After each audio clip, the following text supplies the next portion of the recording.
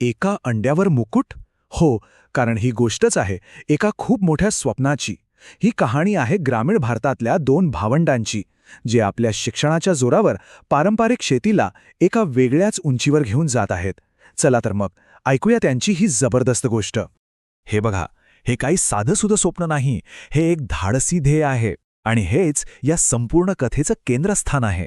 हे फक्त एक वाक्य नाहीये, तर महाराष्ट्राच्या एका छोट्या गावातून सुरू होणाऱ्या एका मोठ्या बदलाची ही नांदी आहे. आणि हे स्वप्न पाहिलंय अंकिता मोरे, जी एक ॲग्रिकल्चर ग्रॅज्युएट आहे, आणि तिचा भाऊ रोहन मोरे, जो एक मेकॅनिकल इंजिनियर आहे. विचार करा, एकाकडे शेतीचं शास्त्रशुद्ध ज्ञान आणि दुसऱ्याकडे इंजिनिअरिंगची दृष्टी. याच असामान्य जोडीमुळे ते इतरांपेक्षा खूप वेगळे ठरतात. तर शिक्षण खरंच शेतीमध्ये काय बदल घडवू शकतं, हेच पाहण्यासाठी आपण आता थेट त्यांच्या दुधना पोल्ट्री फार्मवर जाणार आहोत. ही फक्त कोंबडी पालनाची गोष्ट नाहीये, तर शेतीकडे बघण्याच्या एका पूर्णपणे नव्या दृष्टिकोनाची गोष्ट आहे. त्यांच्या फार्मवर प्रत्येक निर्णय एकाच तत्वाभोवती फिरतो, आणि ते तत्व आहे रसायनमुक्त शेती. म्हणजे ते गावरान या शब्दाला एक नवीन आणि खरा अर्थ देण्याचा प्रयत्न करत आहेत. आता हे अवशेषमुक्त किंवा रेसिड्यू फ्री म्हणजे नेमकं काय? अगदी सोप्या भाषेत सांगायचं झालं तर कोंबड्यांना वाढवताना कोणतंही केमिकल सप्लिमेंट न देणं. यामुळे काय होतं, तर त्यातून मिळणारी अंडी आणि मांस हे 100% नैसर्गिक आणि शुद्ध असतात. त्यांच्या पद्धतीत आणि पारंपरिक पोल्ट्रीमध्ये खरं तर जमीन आसमानाचा फरक आहे. बघा, पारंपरिक पद्धतीत जास्त उत्पादन म्हणजे संख्येवर भर दिला जातो, पण इथे दुधना पोल्ट्रीमध्ये गुणवत्तेला पहिलं प्राधान्य आहे. सगळं काही नैसर्गिक. तर मग प्रश्न हा आहे की ही रसायनमुक्त गुणवत्ता ते मिळवतात कशी? ह्याचं उत्तर त्यांच्या कोंबड्यांच्या आहारात दडलंय, आणि इथेच त्यांची खरी हुशारी आपल्याला दिसून येते. बघा, पारंपरिक पोल्ट्री फीडमध्ये मुख्यत्वे मका असतो, ज्यात कार्बोहायड्रेट्स भरपूर असतात, पण त्यात नैसर्गिक प्रोटीन आणि कॅल्शियमची कमतरता असते. मग ही कमतरता भरून काढण्यासाठी अनेक जण रासायनिक पावडर वापरतात. अंकिता आणि रोहनला नेमकं हेच टाळायचं होतं. आणि यावर त्यांनी एक जबरदस्त उपाय शोधून काढला. त्यांनी स्वतःच्या शेतात तुती आणि शेवग्याची झाडं लावली. तुतीच्या पानातून नैसर्गिक प्रोटीन मिळतं आणि शेवग्याच्या पानातून मिळतं नैसर्गिक कॅल्शियम. तुम्हाला आश्चर्य वाटेल, पण त्यांच्या कोंबड्यांच्या आहारातला तब्बल 50% भाग हा हिरवा चारा असतो. पण यात एक गंमत आहे. कोंबड्या काय सहजासहजी पाला खात नाहीत.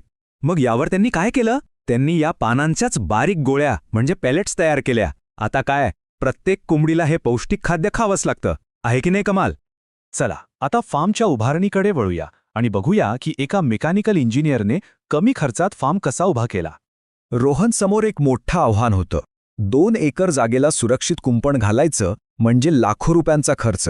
पण त्याच्याकडे एक इंजिनियरचं डोकं होतं. इथे रोहनने एक अप्रतिम जुगाड केला. त्याने जुन्या द्राक्षबागेतले अँगल वापरले, महागड्या जाळीच्या जागी स्वस्तातली मासेमारीची जाळी लावली, आणि त्याला जोडली एक 4-स्तरीय इलेक्ट्रिक शॉक मशीन. प्रत्येक तार वेगवेगळ्या उंचीवर असल्यामुळे साप मुंगुसापासून ते मोठ्या प्राण्यांपर्यंत कुणीही आत येऊ शकत नाही. आणि हा कल्पकतेचा परिणाम काय? जिथे पारंपरिक कुंपणासाठी लाखो रुपये लागतात, तिथे त्यांचा हा सगळा खर्च फक्त 8,000 रुपयांत झाला. त्यांचं हे जुगाड इंजिनिअरिंग इथेच संपत नाही. कोंबड्यांच्या निवाऱ्यासाठी सुद्धा त्यांनी जुन्याच साहित्याचा वापर केला, आणि तापमान नियंत्रणासाठी एक विशेष ताडपत्री वापरली, जी वरून पांढरी आणि आतून काळी आहे.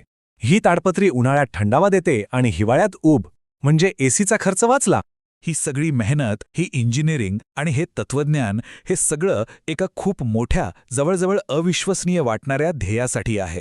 या सगळ्या नाविन्यपूर्ण पद्धतींनी त्यांनी आज 5,000 पक्ष्यांचा फार्म उभा केला आहे. ही एक उत्तम सुरुवात आहे, पण त्यांचं अंतिम ध्येय यापेक्षा खूप मोठं आहे. त्यांचं ध्येय आहे या संख्येला तब्बल 1 लाखांपर्यंत पोहोचवणं. ही फक्त आकड्यामधली वाढ नाही, तर एका मोठ्या क्रांतीचीही तयारी आहे. अंकिताची योजना फक्त भारतापुरती मर्यादित नाहीये. तिचं लक्ष आहे जागतिक बाजारपेठेवर. तिने अरब देशांचा अभ्यास केलाय, जिथे दर्जेदार उत्पादनांना खूप मागणी आहे, आणि अंडी जास्त काळ टिकत नसल्यामुळे ती कार्गो विमानाने अंडी निर्यात करण्याचं नियोजन करत आहे. आणि शेवटी अंकिताचं हे वाक्य आपल्याला विचार करायला भाग पाडतं. ती नव्या पिढीसमोर शेतीची ताकद आणि तिची क्षमता एका नव्या दृष्टिकोनातून मांडत आहे. हे फक्त कोंबडेपालन नाही, तर शेतीकडे पाहण्याचा एक नवा सकारात्मक दृष्टिकोन आहे. पुढच्या वेळी गावरान अंड खाताना त्यामागच्या या प्रेरणादायी कथेचा विचार नक्की करा.